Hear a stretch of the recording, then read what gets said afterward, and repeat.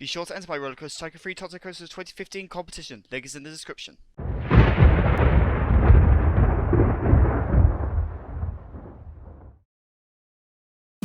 Hello Spartans, Shadow25,000 here, and welcome to episode 19 of Let's Play Awesome Theme Park 2015. Now, you may notice that the title says Mega Ultra Supports. Now, to preface, these are not going to be like wooden coaster style supports. These are probably B&M supports, but I decided to go after the kind of style of Leviathan from Canada's Wonderland, and as a result, these supports ended up being gigantic. Like, to the point where I was using Moby Steel Jungle V2. I have not used that set for a long time. That is how big, as you can already see how big these supports were getting. And that's also the reason, actually, I left the standard supports in place, or rather I didn't delete them. Because actually, when you're building really tall coasters, like, it's not like a wooden coaster where it's all on a line, like, and you can guess by the shadows. Like, it's much harder to guess where the supports are. So I decided to leave those supports in so I could use them as reference points to when I was placing things, just so I knew where the actual track was, especially for the higher stuff, as you'll see later on. Also, I have done a POV test of this coaster. I did it off camera, and I can confirm that it's quite good, actually. It is pretty neat. I mean, I was slightly worried at one point about cutting off Pete's head at one point, but you'll see that in due course. So, I was trying to tread the line between not making the supports so frequent that it just looks stupid, but also not having them too infrequent that it just looks under-supported, which is kind of what happened at the start of this lift hill after I deleted all the supports. So here I was having a little trouble to try and just build a good support for this, and I wasn't sure about this, which is basically a lander symbol. I'll admittedly only realised that just now. So I decided to just go for the standard one vertical, one angled affair. So then I accidentally deleted my beams. Also, to add extra detail, what I did was, I can't remember where I got this set actually. It's an addition set, so like an add-ons to Moby Steel Jungle, but I can't remember where I got it from. I might have got it with the Mega Coaster downloads, though it's probably on the Custom Scenery Depot. Just go and look it up. It'll be under the authors. It'll be by Moby. So here is where I thought that first drop was a little under-supported, so I decided to add another one in. So I'm using the kind of add-on flanges to go from the fat pieces, which are Moby Steel Jungle V2, to the thin pieces of Moby Steel Jungle V1. It just adds that little extra bit of detail, which makes it just look that much better. So just two more supports. I wanted to have this one kind of straddling the gap, and then decided to dig out the H12 pieces and really make some big ones, because bloody hell, this is where they got really, really big. Like, you would not want to suffer from vertigo on this coaster, because it would not be friendly at all. Like, this isn't quite Giga Coaster size, but it's pretty freaking big.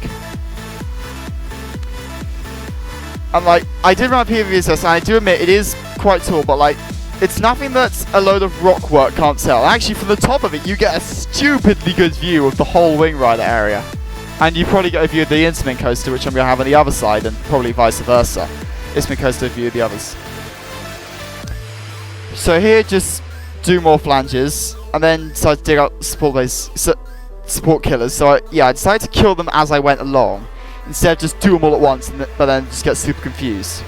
So I've left them in while I do supports, and as I delete them more, I decided seeing the clean look that I wanted, instead of the mess of yellow I've got at the moment. So where I was building these supports section this hill, I was slightly conscious that I wanted to hit the track from the hill underneath it. And personally, I think the results actually are pretty good. What else? Also, actually, update. This may be the last episode I upload for quite a while. Because tomorrow I've got to be at school at 11, which will mess up all my timings for recording. Then Saturday I'm loading up the boat and driving to Nottingham. Sunday I'm racing. Then the rest of the week I'm on work experience, so probably won't have much time to record. So potentially you may not see an upload on this channel until next Saturday. That is how busy it's gonna get. All of a sudden.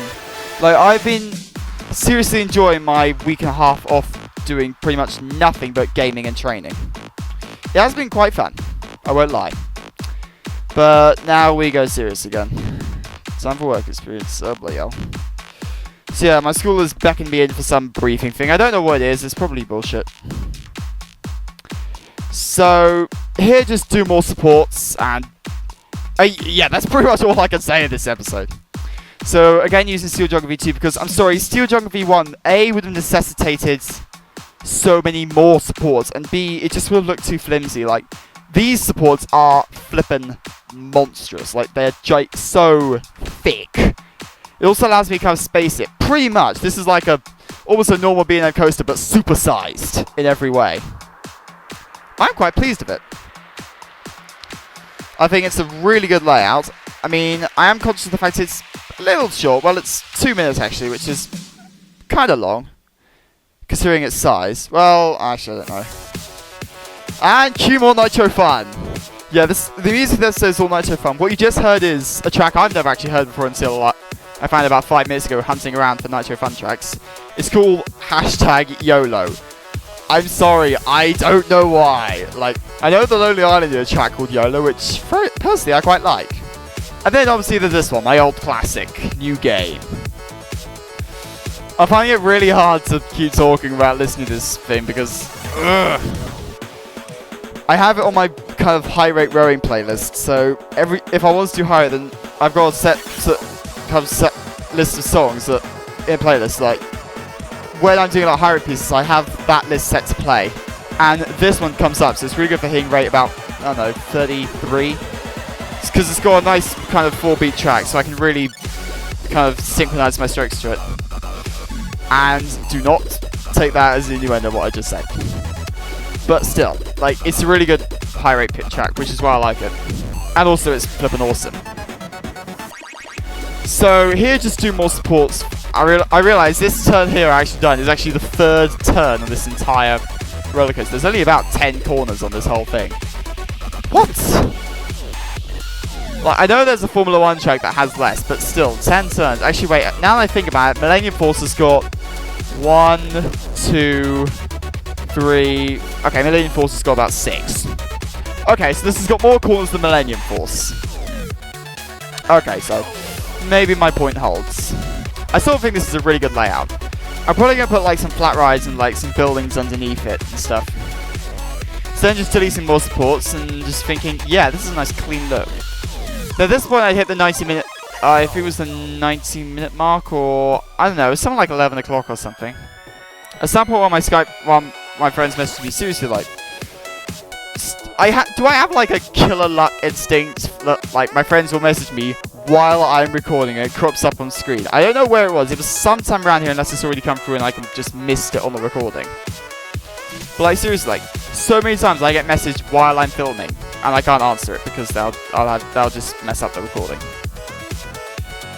So here, just do more supports, more flanges. It was actually here I forgot to do the added details, but I came back and did it when I realised at some point. I mean, there's really not much to say at this point. It's pretty much a pretty formulaic thing. I'm just doing gigantic V supports for the whole damn thing. Because I don't like straight vertical beam and angled. I like I like V supports. I think they look much cooler. So here's just two more supports, and getting slightly conscious of the fact that like that drop I'm coming up on, wow, I completely missed it the first time around, so nearly hits the supports. Like I did a test run afterwards, and it's really tight. It's so close to getting your head taken off, but happily it just misses. I mean, only just. So tight. It's like the near misses on the Wing Rider type. I'm probably going to put some more near misses on this one actually as well. Probably put like some towers at the bottom of the drop so you shoot under at like stupidly high speeds. I was going to use some tunnels actually, but I might use those for on the Intamin. Also, I've been thinking about the design for the roof, but next episode will probably be predominantly supports if I ever get around to filming it, which will probably be for a while. So yeah, next episode will probably predominantly be supports, just finishing off the other half and then doing like transfer track and stuff. Again, this series is pretty much uncut. But I'm probably going to wrap this up now, seeing as like there's not really that many more supports I did. So, yeah, I mean, I'm not going to be uploading for a while, but enjoy the series so far. And the CS set is Moby Steel Jung and add-ons if you want to download it. It's actually quite a nice set. I haven't actually used it until now. But anyway, I'm going to sign off. I'm Shower TF5000. You're watching Rollercoaster Tycoon 3 Let's Build the Ultimate Theme Park 2015. And this is youtube.com/Marshmallow Murderers. Hope you've enjoyed today's episode and the support designs. I will see you all sometime in the future.